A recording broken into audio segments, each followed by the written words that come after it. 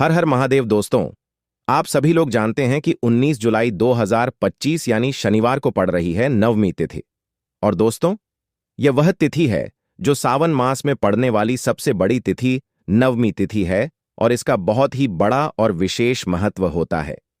पूज्य गुरुजी ने कहा है कि अगर कभी भी मौका लग जाए तो आप लोगों को पीपल के पत्ते पर राम लिखकर बहुत छोटा सा उपाय करना है। इन दोनों का संयोग बहुत ही कम आता है। इसी के साथ में गुरुजी ने अपनी शिव पुराण कथा में बताया है कि इस दिन आपको एक पीपल के पत्ते पर राम वाला उपाय तो आपको अवश्य ही करना चाहिए, क्योंकि ऐसा दिन पूरे साल में सिर्फ एक ही बार आता है। और दोस्तों, आप सभी लोग जानते हो कि शनिवार का अगर सबसे बड़ा कोई उपाय है तो वह पीपल के पत्ते पर राम वाला उपाय। तो दोस्तों, शनिवार नवमी के दिन आप लोगों को इस पीपल के पत्ते पर राम लिखकर बहुत छोटा सा उपाय करना है। बहुत सारे लोग होंगे जिन लोगों ने इस उपाय को ना किया हो, मतलब पूरा साल निकल गया, उन्होंने किसी भी दिन इस पीपल के पत्ते पर राम वाला उपाय को ना किया हो। पर दोस्तों, आपके पास एक पहला मौका बचा हुआ है, जो कि 19 जुलाई 2025 शनिवार नवमी के दिन है। इस दिन आप लोगों को इस वाले उपाय को जरूर कर लेना है। भले ही आपने पूरे महीने भर इस उपाय को ना किया हो, पर अगर आपने इस सावन महीने के शनिवार नवमी के दिन अगर इस वाले उपाय को कर लिया तो आपको इस उपाय को करने का वह फल मिलेगा जिसकी आपने कभी कल्पना भी नहीं करी होगी। इसीलिए आप लोग इस वाले उपाय को एक बार जरूर कर लेना है, ताकि आप लोगों के हाथ से यह मौका ना जा सके और आपको इस उपाय को करने का फल मिल सके। दोस्तों, यह उपाय पंडित जी ने अपनी अभी की ही श्री शिव महापुराण की कथा में बताया है। जी, इस उपाय को आज हम आपको बहुत अच्छे से समझाने वाले हैं। इस वीडियो को देखने के बाद इस उपाय को समझने के लिए आपको कोई और वीडियो को देखने की जरूरत नहीं पड़ेगी। तो चलिए दोस्तों, उपाय को शुरू करते हैं। देखिए, इस सावन महीने के शनिवार नवमी के दिन यह इतना खास होता है, इतना महत्वपूर्ण होता है। देखा गया है कभी कभी बड़े बड़े पूजा पाठ अनुष्ठान से जो मनोकामना पूर्ण नहीं होते, वह सावन महीने की शनिवार नवमी के दिन एक छोटे से उपाय करने से ही आपकी मनोकामना पूर्ण हो जाती है। और बहुत सारे लोगों ने इस उपाय को किया भी है और उनको इस उपाय को करने का फल भी जरूर मिला है। अगर आप लोग भी इस उपाय को करना चाहते हैं तो आप इस उपाय को पहले अच्छे से समझ लेना, सुन लेना, उसके बाद करना। आपको इस उपाय का फल जरूर मिलेगा और इस उपाय को कर लेने से आपके घर में चाहे किसी भी प्रकार की दुख और समस्या क्यों ना चल रही हो, आपको उसका कारण भी नहीं पता है कि भाई यह समस्या किस कारण से चल रही है। उसका कुछ भी कारण हो सकता है, जैसे पितृदोष हो सकता है या किसी भी तरह का मंगल दोष भी हो सकता है। तो इस दिन आप लोगों को यह वाला उपाय कर लेना है। यह एक ऐसा उपाय है जिस उपाय को अगर किसी विशेष दिन पर किया जाए तो भाई उस विशेष दिन का जो है वह तो हमें मिलता ही मिलता है, पर हमने उस दिन पर इस उपाय को किया है तो हमें उससे भी बड़ा फल मिलता है, और फल बहुत जल्दी मिलता है, क्योंकि आप इस उपाय को बहुत ही बड़े और विशेष दिन पर कर रहे हो। तो चलिए अब उपाय के बारे में बात करते हैं, लेकिन उससे पहले आप लोगों को यह जानना आवश्यक है कि आखिर यह उपाय किस समय करना है, किसको करना है और कैसे करना है। तो चलिए हम आगे आपको वीडियो में एक एक करके बता देते हैं। लेकिन उससे पहले, अगर आप लोग हमारे चैनल पर पहली बार आए हैं या फिर मेरी आवाज आज पहली बार सुन रहे हैं, तो हमारे चैनल को सब्सक्राइब जरूर कर लेना और इस वीडियो को लाइक करके कमेंट बॉक्स में श्री शिवाय नमस्तुभयम ओम नमः शिवाय जरूर टाइप कर देना। तो दोस्तों, इस पीपल के पत्ते पर राम वाला उपाय को हमें इस शनिवार नवमी के दिन कैसे करना है, किसको करना है, किस समय करना है और कहां पर करना है, ये सारे सवालों के जवाब आपको इस वीडियो में मिल जाएंगे। और जो ये वीडियो देखेगा भाई, उसको पीपल के पत्ते पर राम वाला उपाय जरूर करना चाहिए, क्योंकि इस दिन पीपल के पत्ते का भी बहुत ही बड़ा और विशेष महत्व होता है। आ जाए पीपल के पत्ते पर राम वाला उपाय की, तो यह सोने पर सुहागा वाली बात हो जाती है और यह एक बहुत ही बड़ा उपाय हो जाता है इस शनिवार का।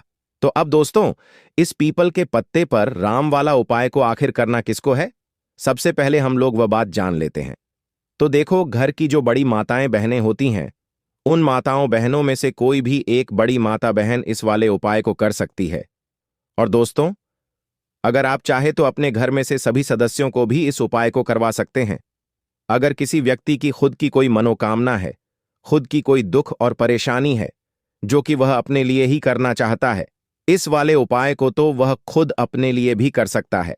बाकी अगर कोई घर में से ऐसा है जो कि अपने पूरे घर परिवार की सुख और शांति के लिए यह वाला उपाय करना चाहता है, तो भाई वह भी कर सकता है, उसमें भी कोई दिक्कत वाली बात नहीं है। कहने का मतलब यह है कि इस उपाय को हर एक सदस्य भी कर सकता है, और पूरे घर परिवार के सदस्य के लिए घर की बड़ी माताओं बहनों में से कोई एक माता बहन भी कर सकती है। माताएं बहनें अगर घर में उपस्थित ना हो या वह यह वाला उपाय ना कर पा रही हो, तो फिर घर का कोई बड़ा सदस्य भी इस पीपल के पत्ते पर राम वाला उपाय को कर सकता है, चाहे फिर वह पुरुष ही क्यों ना हो। उसमें कोई भी दिक्कत वाली बात नहीं है। उसके बाद में दोस्तों, जो अगला प्रश्न निकल कर आता है वह यह आता है इस उपाय को लेकर कि आखिर इस उपाय को हमें किस समय करना है, सुबह के समय करना है कि शाम के समय करना है। तो देखो, इस वाले उपाय को आप लोग सुबह के समय भी कर सकते हो और शाम के समय प्रदोष काल में भी कर सकते हो। अब अगर आप पूछो कि भाई साहब, सबसे उत्तम समय कौन रहेगा इस पीपल के पत्ते पर राम वाला उपाय को करने का, तो हम आपसे बस यही कहेंगे कि इस उपाय को आप सुबह के समय करेंगे तो ज्यादा बेहतर होगा। बाकी अगर प्रदोष काल शाम के समय भी करेंगे तो भी अच्छा होगा, उसमें कोई भी दिक्कत वाली बात नहीं है। तो अब दोस्तों, जो अगली सबसे बड़ी और महत्वपूर्ण बात आती है वह यह आती है कि सुबह अगर हम उपाय को करेंगे तो हमें कितने बजे से लेकर कितने बजे तक के बीच में करना है, और शाम के समय प्रदोष काल में करेंगे तो हमें कितने बजे से लेकर कितने बजे के बीच में करना है। तो देखो, सुबह जितनी जल्दी हो सके आप उपाय को करने की कोशिश करना। बाकी अगर किसी कारणवश लेट भी हो जाओ, थोड़ी देर भी हो आए, तो 10 या 11 बजे तक भी आप उपाय कर लेना, पर 12 बजे से ज्यादा देरी ना हो। ठीक है, इस बात का ध्यान रखना। उसके बाद में दोस्तों, अगर शाम के समय प्रदोष काल की बात करें, प्रदोष काल का जो समय है होता है वह शाम के 6 बजे से शुरू हो जाता है। मतलब शाम के 6 बजे से लेकर 7 बजे के बीच का जो समय होता है, यह समय प्रदोष काल का समय होता है। तो आप इस उपाय को 7 या 8 बजे के बीच में भी कर सकते हो। मतलब शाम के 6 बजे से रात 8 बजे के बीच में आप कभी भी इस वाले उपाय को कर सकते हो, उसमें कोई भी दिक्कत वाली बात नहीं है। हमें किसी भी दिन आपको पीपल के पत्ते पर राम लिखकर बहुत छोटा सा उपाय करना है। ऐसा समझ लीजिए, जितने भी आपके शत्रु हैं, जो भी आपके विरोधी हैं, दुश्मन हैं, जो आपको हर तरफ से परेशान कर रहे हैं, अब उन शत्रुओं की अकड़ निकलेगी। शत्रु का किया कराया भी तुरंत हट जाएगा। जब शनिवार में आप इस छोटे से उपाय को करेंगे तो देखिए, आज की वीडियो विशेषकर उन लोगों के लिए ही है जो अपने जीवन में शत्रुओं से और दुश्मन से बहुत ज्यादा परेशान हो चुके हैं। देखिए, जगत जननी मां जगदम्बा का हम शनिवार में पूजन करते हैं और उनसे जुड़े हुए उपाय करते हैं। साथ ही साथ आपको बता दें कि शनिवार में संकट मोचन हनुमान जी का पूजन करने से और उनसे जुड़े हुए कुछ उपाय करने से जीवन के बड़े से बड़े कष्ट भी क्षण भर में दूर हो जाते हैं। तब बहुत कम समय में आपके शत्रु और आपके विरोधी आपके जीवन से दूर हो जाएंगे। आपके दुश्मन लाख कोशिश करने के बाद भी आपका बाल भी बांका नहीं कर पाएंगे, अगर आप शनिवार में इस छोटे से उपाय को कर लेते हैं। अब देखिए, आज का जो समय है यह कलयुग का समय है, और कलयुग के एकमात्र देवता जो अपने भक्तों के जीवन से सारे कष्टों को दूर कर देते हैं, वह स्वयं हैं संकट मोचन हनुमान जी। और संकट मोचन हनुमान जी का पूजन अगर आप शनिवार में करते हैं और उनसे जुड़ा हुआ यह छोटा सा उपाय अगर आप शनिवार में किसी भी दिन कर लेते हैं, तो ऐसा समझ लीजिए, आपके जो शत्रु हैं, आपके जो विरोधी, आपके जो दुश्मन हैं, ये किसी भी तरह से आपको परेशान करने का प्रयास कर लें, आपका बाल भी बांका नहीं कर पाएंगे। दूसरी चीज, अगर आपके शत्रु ने आपके ऊपर कोई भी तंत्र मंत्र करवा रखा है, कोई भी जादू टोना, कोई भी ब्लैक मैजिक आपके ऊपर करवा दिया है या करवाने का प्रयास कर रहे हैं, ऐसा समझ लीजिए वह किया कराया आप तक पहुंचेगा ही नहीं। और अगर आप तक पहुंच गया है, कोई भी ब्लैक मैजिक तुरंत हट जाएगा जब आप इस छोटे से उपाय को शनिवार में करेंगे। देखिए, उपाय छोटा है लेकिन बहुत महादिव्य चमत्कारी है। मतलब उपाय को करने में ना तो आपका ज्यादा समय जाएगा, ना ही इसमें आपके ज्यादा पैसे लगने वाले हैं। और ऐसा समझ लीजिए कि एक बार ही अगर आपने इस उपाय को शनिवार में कर लिया तो इसका महादिव्य चमत्कार आप खुद देख लेंगे। तो शनिवार के जो 9 दिन होते हैं यह बहुत ही सिद्ध दिन होते हैं। मतलब शनिवार के दिनों में 9 माता रानी हमारे घरों में आती हैं, अपने भक्तों के जीवन से कष्टों को दूर करती हैं। साथ ही साथ आपको बता दें कि शनिवार के टाइम पर जब भी आप संकट मोचन हनुमान जी के उपाय करते हैं तो मां दुर्गा की आपको असीम और विशेष कृपा मिलती है। मां दुर्गा आपसे बहुत जल्दी प्रसन्न होती हैं और आपके सारे संकटों को वह दूर कर देती है। तो पीपल के पत्ते में और पीपल के पेड़ में होता है। देवी देवताओं का वास पीपल के पेड़ में श्री हरि विष्णु साक्षात मां लक्ष्मी वास करती हैं। पीपल के देव में हमारे पितरों का वास होता है। पीपल का जो पेड़ होता है इसका पूजन करने से शनिदेव की कृपा उनका आशीर्वाद मिलता है। और पीपल का पत्ता जो है इसका उपाय शनिवार में करने से व्यक्ति के जीवन से बड़े संकट और कष्ट दूर हो जाते हैं, जिसमें कि शत्रु और आपके दुश्मन जो हैं यह पूरी तरह परास्त हो जाएंगे, चारों खाने चित हो जाएंगे और कभी भी आपका कुछ नहीं बिगाड़ पाएंगे। अगर यह उपाय आप करते हैं तो देखिए यह उपाय स्त्रियां भी कर सकती हैं, पुरुष भी कर सकते हैं।